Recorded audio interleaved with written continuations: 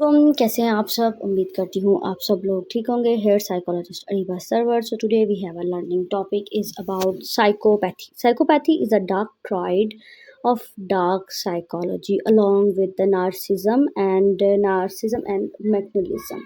Uh, Psychopathy is discussed with different criminology, popular media on psychology. Psychopathy एक prominent trait है with the dark tried of personality trait जिसे हम कह सकते हैं. साइकोपैथी करेक्टराइज की जाती है by the lack of empathy, by the remorse और इम्पल्सिटिविटी, सेल्फिशनेस की टेंडेंसीज के साथ towards anti social behaviour.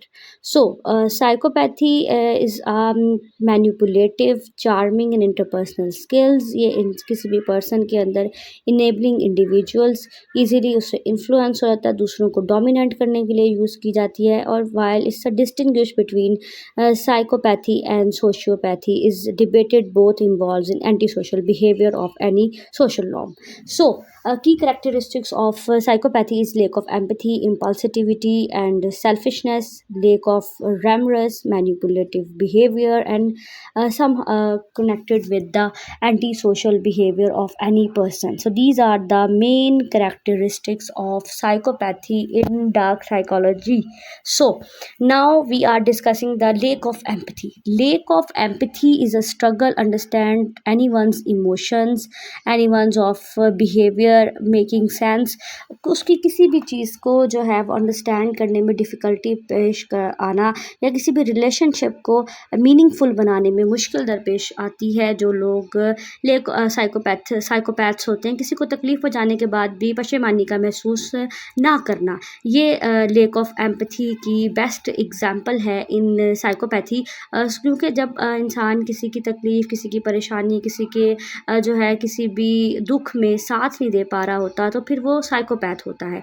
So next is that impulsivity is that they are often driven to the need of immediate gratification and engage in risky behaviors. risky behaviors के अंदर ख़ुद को add कर लेना, considerate करना, उसके कॉन्सिक्वेंसेस को सोचे बगैर impulsivity से काम लेना, दूसरों की बात ना सुनना, गुस्सा करना, बिहेवियर को बहुत रूड शो करना, इतना इम्पल्सिव हो जाना कि विदाउट कंसिडरिंग कॉन्सिडरेट गुस्से में फौरी और नुकसानदेह फैसले कर लेना. Then we have characteristics of lack of remorse.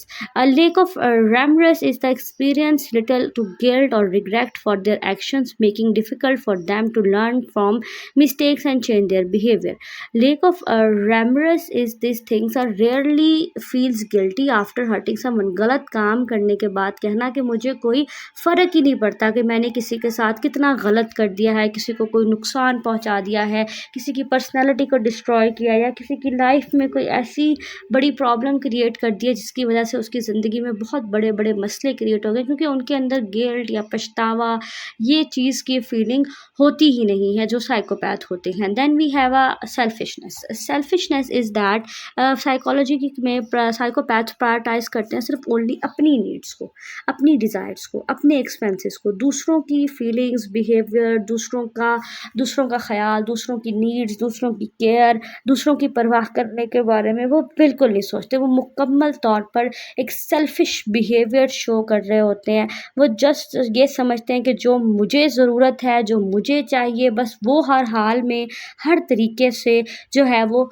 पूरा होना चाहिए. मुझे कोई फ़र्क नहीं पड़ता कि किसी को क्या फ़ील हो रहा है, किसी को कौन सा दुख है, कौन सी तकलीफ़ है या किसी की लाइफ में कौन से बड़े जो इंसिडेंट्स चल रहे हैं. They have no concern with it. Then we have a manipulative behavior. Manipulative behavior, they are skilled at using charm, deception, and flattery to gain control over others. These all are the manipulative the characteristics to use lies, guilt और dissipation to achieve गोल. झूठ बोलकर किसी से अपना काम निकलवा लेना और या उसको धोखा देकर उससे अपना काम निकलवाने को मैनिपुलेटिव बिहेवियर कहते हैं. कि किसी पर्सन को पहले तो बहुत ज़्यादा जो है वो खुश करना, उसकी तारीफ़ करना और फिर उससे अपना मतलब पूरा कर लेना, किसी को धोखा देकर अपना मतलब पूरा कर लेना, फिर या किसी को इस तरह से कायल करना कि वो आपकी हर बात मान जाए. Then anti social personal behavior. And antisocial behavior, they include a tendency of violent societal norms, rules, criminal activities के अंदर इंडल्ज होना और उसके साथ साथ सब्सटेंस यूज़ की हिस्ट्री होना, ये चीज़ जो है वो एंटी सोशल बिहेवियर की तरफ लेकर जाती है साइकोपैथ्स को। बहुत सारे साइकोपैथ्स ऐसे होते हैं जो दूसरों को भी इस तरह की एक्टिविटीज़ में ऐड कर लेते हैं और फिर खुद भी बहुत बुरे तरीके से इस चीज़ के अंदर फंसते हैं और दूसरों को भी इस चीज़ के अंदर बहुत बुरे तरीके से जो है वो इंडल्ज कर लेते हैं। So these are the anti social personality trait. So psychopaths and dark triad जो होते हैं ये नार्सिज्म मैकेनिज्म की ट्रेट है। इसमें सोशली मेल वायलेंट बहुत ज़्यादा प्रमोट होता है, इमोशनल कोल्डनेस बहुत ज़्यादा है। Emotional coldness is like that कि वो किसी की भी जो है वो अपने इमोशनली वो किसी के साथ डिटैच और डिफरेंट पे दूसरों के दुख या खुशी में कोई भी किसी भी किस्म का रद्द अमल जो है वो शो नहीं करते। So then we have an impact of psychopathy. Impact of psychopathy is can significant impact on criminal behavior. With criminal behaviour में जो है वो abusive behaviour, deception behaviour, social deception behaviour, these three are all the impacts of psychopath for any person. ये तीनों चीज़ें मिलकर किसी भी पर्सन की पर्सनैलिटी को, उसकी लाइफ को, उसके ज़िंदगी के तमाम तर रूल्स को क्या करती है, उसके रिलेशनशिप्स को जो है वो डिस्ट्रॉय करती है। अब अगर इसके अंदर देखें क्रिमिनल बिहेवियर होगा, अब्यूसिव बिहेवियर होगा, सोशल डिसेप्शन होगी तो लोग उसे पसंद ही नहीं करेंगे, तो वो एंटी सोशल हो जाएगा। The criminal behaviour is like psychopath are more likely to engage with criminal activity including theft, violent and fraud.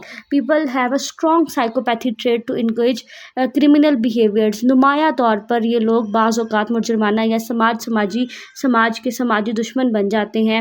वो साइकोपैथिक ट्रेट पर इस तरह से काम कर रहे होते हैं कि वो नफ्सियाती तौर पर ख़ुद को दूसरों के हकूक़ एक्सरसात की परवाह ही नहीं करते। इसके अंदर अगर एग्जाम्पल की बात की जाए तो फ्रॉडस्टर्स जो फ्रॉड करते हैं, वो लोग एक शख्स को जो है वो बुज़ुर्ग है उसकी तमाम सरमाया लेकर जाली झांसे में डालकर उसको क्रिमिनल एक्टिविटीज़ की तरफ ले आते हैं।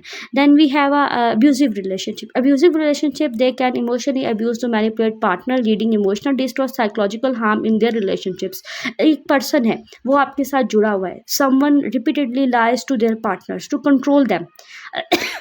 ऐसे अफराद जो बाज़-औक़ात जो है वो अपनी फैमिली, अपनी लाइफ पार्टनर, अपने करीबी दोस्त उसको इस तरह से मैनिपुलेट करते हैं या इस तरह से उससे झूठ बोलते हैं, उसकी जज्बाती इमोशनल इस्तेसाल करते हैं कि उसको कंट्रोल भी करते हैं और उसको होने वाली तकलीफ़ की उन्हें कोई परवाह भी नहीं होती, बल्कि वो ख़ुद बाद में ये कहती है कि तुम तो बहुत सेंसिटिव हो, तुम्हें तो छोटी सी बात भी जो है वो लग जाती है, क्योंकि वो बिल्कुल भी उनका कोई परवाह नहीं करे। तो then social deception is anti social behaviour and lack of empathy can disrupt social interaction and lead to conflict and tensions.